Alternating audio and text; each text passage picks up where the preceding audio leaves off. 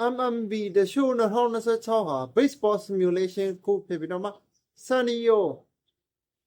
Studio က development လုပ်ပြီးတော့မှ Sony Underrated Entertainment နေ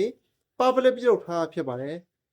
MMB တရှိုး series ထဲမှာနောက်ဆုံးထွက်ခုနှစ်ဖြစ်ပြီးတော့မှ2026ခုနှစ်မတ်လ19ရက်နေ့မှာတရားဝင်ထွက်ရှိခဲ့တာဖြစ်ပါတယ် MMB baseball simulation series ကို2006ခုနှစ်မှာ MMB 6 show series PlayStation platform တွေထုတ်လုပ်ခဲ့ပြီးတော့မှထိုအချိန်မှစရေး version 1များကို American Major League Baseball နဲ့